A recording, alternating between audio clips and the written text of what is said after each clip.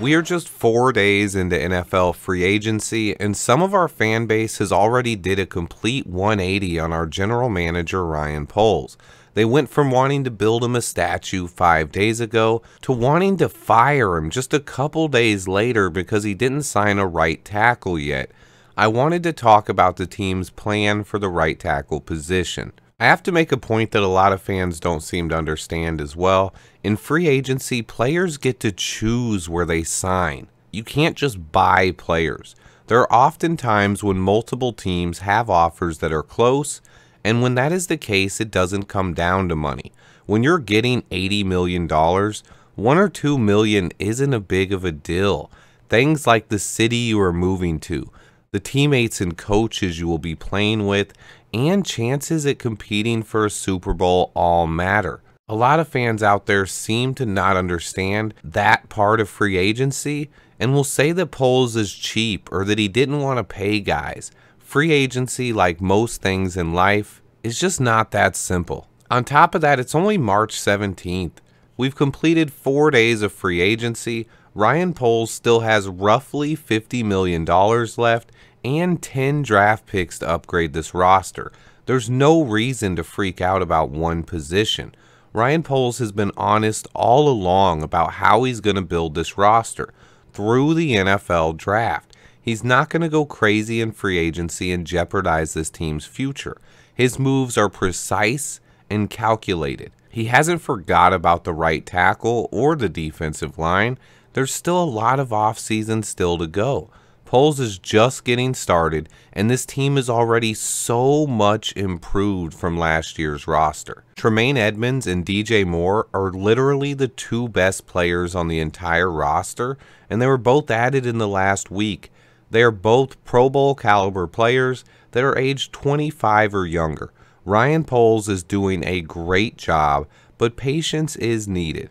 I'm going to quickly point out some of the players still available in free agency on the defensive line and at offensive tackle. At defensive end, players still remaining on the market include Frank Clark, Yannick Ngakoue, Rasheem Green, Shaq Lawson, Bud Dupree, Dante Fowler, and more. At defensive tackle, you have Sheldon Rankins, A'Shawn Robinson, Matthew Ioannidis, Morgan Fox, Greg Gaines, and Derek Nottie. At offensive tackle, you have Isaiah Wynn, Jermaine Eluemunor, Cameron Fleming, George Fant, Billy Turner, and Brandon Snell. I initially had Andrew Billings on this list as well, but we signed him, so I removed him.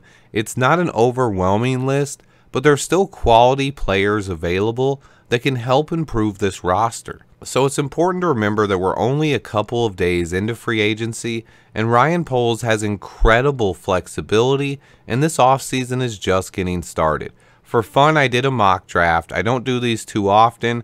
They're so unrealistic, but people request them a lot, so I have to drop one every now and then. I also like to just showcase the depth of this draft, so here goes. I didn't do any trades in this one. I wanted to make it straight up since we have a new draft slot and an extra second rounder. I expect Ryan Poles to make more moves, but if the draft was today, I think this would be a killer draft class. I really focused on the trenches and spent 6 of the 10 picks on offensive line and defensive line.